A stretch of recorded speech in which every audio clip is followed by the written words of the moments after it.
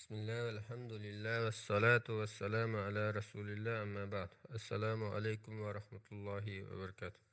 Ez qardaşlar, anlayatqanlar Muhammed ibn Süleyman el-Maghribi'nin Cem'ül Fevaid min Cami'il Usul ve Mecmu'z Zavaid namlı kitabının 9. tomu. Hazır oquyduğumuz sahabelerden başqa kişilerin faziletleriga alaqadar sahih hadisler. İmam Müslim'nin 2542 numaralı hadisida Useyr ibn Cabir'den mundaq rivayet qılınıdı. Yaman ahlidan yardımcı qo'shin kelganda Umar radhiyallohu anhu ulardan aranglarda Uvays ibn Amir barmı deb so'raydi. Oxiri Uvays yetib kelgan edi. Umar ibn Xattab radhiyallohu anhu uningdan "Sen Uvays ibn Amirmi?" deb so'radi. U "Ha" dedi. Muradning qaran jamoatidanmi? "Ha." Senda oq kasal bor edi, bir tangichilik joydan boshqa amiri saqaydi, shundaqmi? Shundaq. Anang bormi? Shundaq.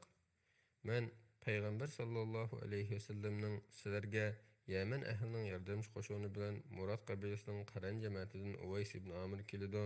Uningda oq kasal bo'lib, bir tangichilik joydan boshqa amir saqaygan, uning bir onasi bo'lib, u onasiga bek itoat qiladi. U qachonki Alloh bilan qasam ichsa, Alloh uning qasamini amalga oshiradi. Agar sen uning bilan uchrasha olsang, sen mag'firat tilab duo qilib qo'yishni talab qilgan deganini anglagan edim. Şoňa sen maňa magfirat tilep dua kılgın dedi. Uways magfirat tilep dua kıldı. Ömer raziyallahu anhu qaýerga ketýärsen dep sorady. U Kufaga dedi. Ömer seni Kufanyň walisi tanıştyryp bir parça xat ýazyp berýärmi diýen idi. U men adatdaki kişilerde yaşaşyny ýaxşy görmän dedi. Keýinkili Kufalik abroýluk kişilerden biri hajga berip Ömer raziyallahu anhu bilen uçraşdy. Hazrat Ömer Uwaysni sorgan idi, onunğa u öý makansyz we mal dünýäsi qyp galdy dep jogap berdi. Ömer raziyallahu anhu men Paýgamber sallallahu alayhi wasallamning sizlarga Yaman ahlining yardımçı qoşuny bilen Murad qabilasining qaran jamaatidan Uways ibn Amir keldi. Onungda ak kesel bolup bir tengiçilik joydan başqa amir saqaygan, uning bir anысы bolup u anısyga bekmi itaat qiladi. O qachonki Alloh bilan qasam ichsa, Alloh uning qasamini amalga oshiradi. Agar sen uning bilan uchrasha olsang, sen mag'firat tilab duo qilib qo'yishni talab qilgan deganini anglagan edim dedi. U kishi Kufaga qaytgandan keyin Uwaysning yoniga bordi va men uchun Allohdan mag'firat tilagin dedi. Lekin Uways sen yaxshi bir safardan hajdan yengil kelding.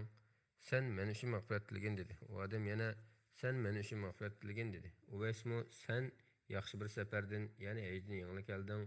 Sen men uchun mag'firat tilagin, hajda Umarni ko'rdingmi dedi. U kishi "Ha" dedi. Shuning bilan Uways u kishi uchun mag'firat tiladi. Natijada insonlar uni bilib qoldi. Köp etmey Uways o yerden ketip kaldı. Useyr mundaq deydi. Men Uwaysga bir ton bergen edim. İnsanlar qaçaniki onu görse bu ton Uwaysga qayerden kelgendo deyişetdi. İmam Buxariyning 5499-numaralı hadisida Abdullah ibn Ömer radhiyallohu anhuma mundaq deydi. Payg'ambar sallallohu alayhi vasallam Baldah degan joyning to'van tarafida Said ibn Amr ibn Nufayl bilan uchrashib qoldi. Bu Payg'ambar sallallohu alayhi vasallamga vahiy kelishdan burunqi vaqt edi. Payg'ambar sallallohu alayhi vasallam uning oldiga dasturxon soldi. Dasturxonda go'sht bor edi. Zayd go'shtni yegili unimidi va men butlarning nomi atab so'yilgan go'shtlarni yemayman, faqat Allohning nomi atab so'yilgan go'shtni yeyman dedi. İmam Buxariyning 3828-hadisida Abdullah ibn Ömer radhiyallohu anhumadan mundaq rivoyat qilinadi. Zayd ibn Amr ibn Nufayl'din din izlab Şamga keldi va Yahudilarning olimlaridan birini tepib, ularning dini haqida so'rab, "Balkim men sizlarning diningizga kirishim mumkin, bu vaqtda menga ma'lumot bergin" dedi. U Yahudi, "Sen taki Allohning g'azovidan nasibangni olmaguncha bizning dinimizga kira olmaysan" dedi. Buni anglagan Zayd mundaq dedi: "Men Allohning g'azovidan qochish uchun din izlayapman. Allohning qilichi g'azovini ko'tara olmayman. Allohning g'azoviga qandoqmi chiday, menga boshqa bir dinni ko'rsatgin" dedi. U Yahudi, "Hanif bo'lishing mumkin, uningdan boshqasini bilmayman" dedi. Zayd, "Hanif degan nima?" deb so'ragan edi. Yahudi, "İbrahimning dini." U Yahudiymi, Nasarami emas bo'lib, faqat bir Allohga ibodat qiladi dedi. Zayd u yerdan chiqib, Nasaralarning bir olim bilan uchrashdi va yuqorqi so'zni takrorladi. Nasara, "Sen Allohning la'natidan nasibangni olmaguncha bizning dinimizga kira olmaysan" dedi. Buni anglagan Zayd, "Men Allohning la'natidan qochayotman. Allohning qilchi la'natinimi, g'azabini ko'tarolmayman. Allohning la'nati va g'azabiga qandoqmi chiday? Menga boshqa bir dinni ko'rsatgin dedi. Nasara Hanif bo'lishing mumkin, uningdan boshqasini bilmayman dedi. Zayd Hanif degan nima deb so'ragan edi. Nasara Ibrohimning dini. U Yahudiymi, Nasarami emas bo'lib, faqat bir Allohga ibodat qiladi dedi. Zayd uning Ibrohim alayhissalom haqidagi so'zlarini anglagandan keyin chiqib ketdi. U yerdan chiqqandan keyin qo'llarini ko'tarib, "Ey Parvardigorim, men Ibrohimning dinida ekanligimga guvohlik beraman" dedi. İmam Buxariyning 3828 numaralı hadisida Abu Bakr radhiyallohu anhuning qizi Asma radhiyallohu anha mundaq deydi. Bir kuni Zayd ibn Amr ibn Nufaylning Ka'baga yo'linib turib, "Ey Quraysh jamoati, Alloh bilan qasamki, mendan boshqa hech qaysinglar Ibrohimning dinida emassizlar" deganligini angladim. U tirik ko'miladigan qizlarni qutqizatdi. Qizini o'ltirmoqchi bo'lgan kishiga "Uni o'ltirman, uni men boqaman" deb elib u qiz cho'ng bo'lganda Zayd ibn Amr ibn Nufayl qizning dadasiga "Xohlasang qizingni qaytarib beray, xohlasang o'zim boqay" deydi.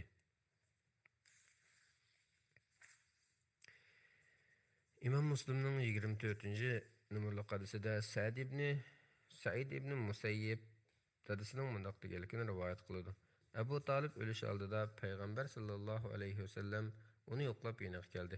Abu Jahil va Abdullah ibn Abu Umayya ibn Mughayramu shu yerda edi. Payg'ambar sallallohu alayhi vasallam: "Ey tog'a, la ilaha illalloh kalimasini aytqin. Men u kalimani aytganligimga Allohning huzurida guvoh bo'laman" dedi. Lekin Abu Jahil bilan Abdullah ibn Abu Umayya ibn Mughayra: "Ey Abu Talib, Abdul Muttalibning dinida yenib olamsan" deyishdi. Payg'ambar sallallohu alayhi vasallam kalim shahodatni keltirgan deb uningga talqin qilaverdi. Ammo uning oxirgi so'zi "Men Abdul Muttalibning millatidaman" deyishdan iborat bo'ldi.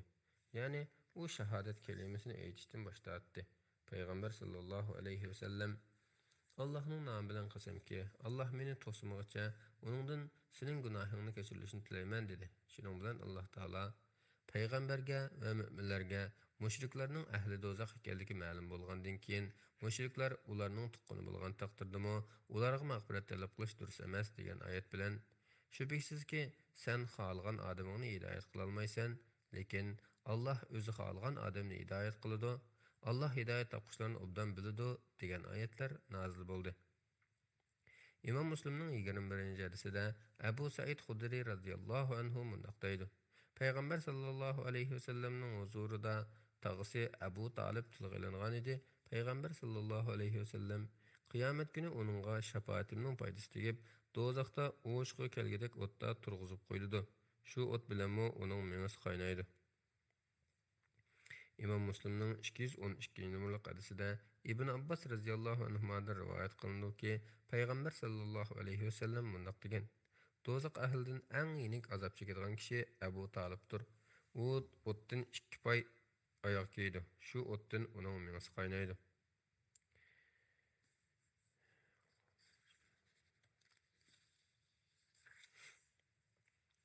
İmam Buxariyning 391-numaralı hadisida Alqama radhiyallohu anhudan mundaq rivoyat qilinadi. Ibn Mas'ud radhiyallohu anhu bilan birga o'ltiratdik. Habbab radhiyallohu anhu kelib: "Ey Abu Abdurrahman, bu yoshlar Qur'onni sen o'qigandek o'qiy olamdi?" deb so'ragan edi. U: "Agar xohlasang ularning biriga buyurayman, sen o'qib beradi" dedi. U: "Ma'qul" dedi. Ibn Mas'ud: "Ey Alqama, sen o'qigan" dedi. Ziyad ibn Udayrning aksi Zayd ibn Udayr: "Alqamani o'qishga buyrug'ining nimasi? Aramizda eng yaxshi o'qiydigani u emas tursa" degan edi Ibn Mas'ud. Agar sen xohlasang, payg'ambar sallallohu alayhi vasallamning sening qavming bilan uning qavmi haqida nima deganligini aytib beraman dedi. Va Maryam surasining 50 oyat o'qidim. Abdullah qandoq o'qidi deb so'raganida Habbab bakmi yaxshi o'qidi deb javob berdi. Abdullah ibn Mas'ud radhiyallohu anhu men qandoq o'qisam, u mu shundoq o'qiydi dedi.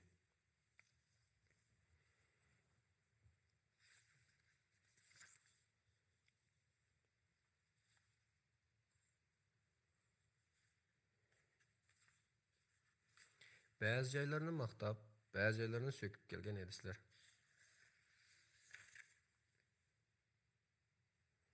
Nasaining sahih rivoyatida Abdullah ibn Amr radhiyallohu anhudan rivoyat qilinadiki, payg'ambar sallallohu alayhi vasallam mundaq degan: Davud o'g'li Sulaymon alayhissalom Baytul Muqaddasni bino qilgan chog'da Alloh taolodan 3 narsani so'ragan edi.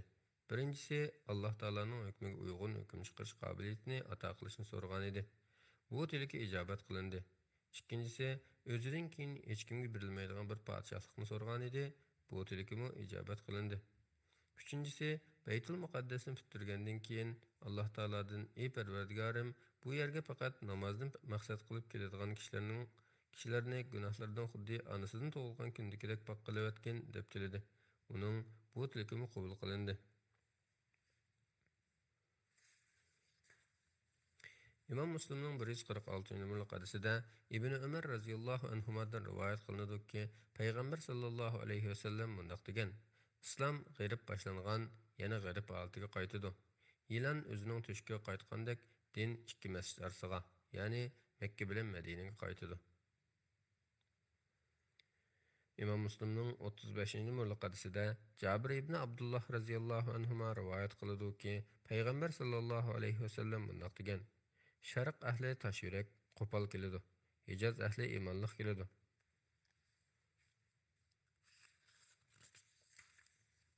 İmam Müslim'nin 2812 numaralı hadisida Jabir radhiyallohu anhudan rivoyat qilindi u Payg'ambar sallallohu alayhi vasallamning mundaq deganligini anglagan: "Shayton Arab yarim oralidagi musulmonlarning o'ziga ibodat qilishidan umidini uzdi, ammo u ularning orasida qudratqullik qilishdan to'xtamaydi."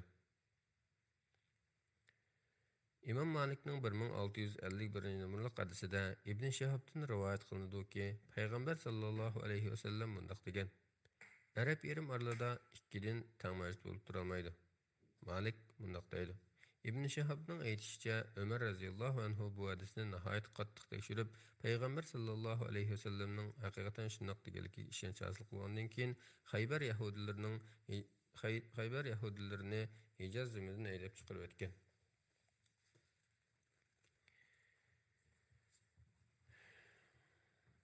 Abu Davudning sahih rivoyatida Umar ibn Xattob radhiyallohu anhudan rivoyat qilinadi Payg'ambar sallallohu alayhi vasallamning mundaq deganligini anglagan: "Albatta, Yahudi va Nasoralarni Arab yarim oralidan haydab chiqaraman. U yerda musulmondan boshqasini qo'ymayman." Said ibn Abdul Aziz mundaq deydi: "Arab yarim orali uzuniga vodiy bilan Yamanning eng yiroq qismigacha, to'g'risiga Iroq chegarasidan dengizgacha bo'lgan oraliqdir." İmam Buxariyning 388 numaralı hadisida Abu Hurayra radhiyallohu anhudan rivoyat qilinadi Payg'ambar sallallohu alayhi vasallam mundaq degan: "Yaninglarga ko'ngli yaxshi, qalbi yumshoq yamanliklar keldi. Ular iymonliq, dono kishilardir. Tugi egillari manmanchi va akavir keladi. Qo'y egillari bo'lsa eg'ir besiq va salmoq keladi." İmam Buxariyning 390 numaralı hadisida ular yamanliklar faqih kishilardir deyilgan.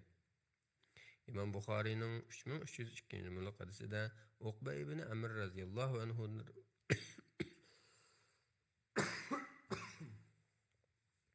Uqba ibn Amr'dan rivoyat qilinadi Payg'ambar sallallohu alayhi vasallam qo'li bilan Yamanni ishorat qilib turib, "Iymon ana shu yerda, qalbi qattiq tosh yuraklar bo'lsa, shaytonning mingiz chiqadigan Rabi'a va Muzar qabilasidagi qo'ton tugi sohiblaridir" dedi. Tirmiziyning Hasan va sahih rivoyatida Zayd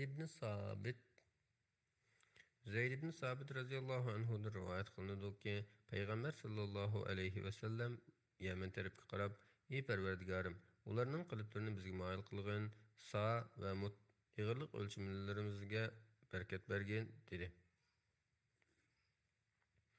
Abu Davudning sahih rivoyatida Abu Darda radhiyallohu anhudan rivoyat qilinadi Payg'ambar sallallohu alayhi vasallam mundaq degan: "G'uta degan joyda bo'ladigan cho'ng urushda musulmonlarning chidiri Shamning eng xayrli shaharlaridan bo'lgan Damashq shahrining yanida bo'ladi."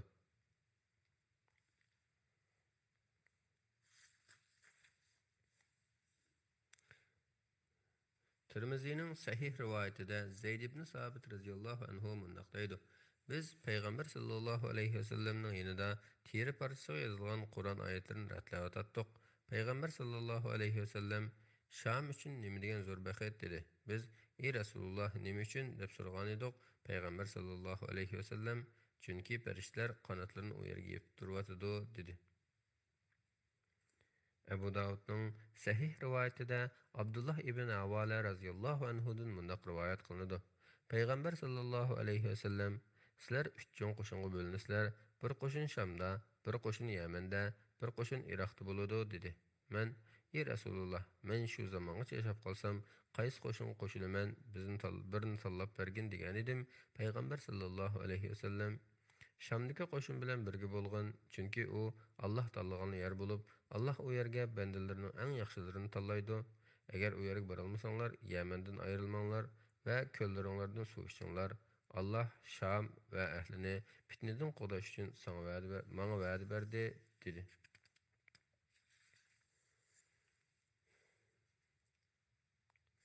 İmam Müslim'nin 2839 hadisida Abu Hurayra radhiyallohu anhudan rivoyat qilinadi ki, Payg'ambar sallallohu alayhi vasallam mundaq degan: Sayhun, Ceyhun, Firat va Nil qatorliq daryolarning hammasi jannat daryolaridir.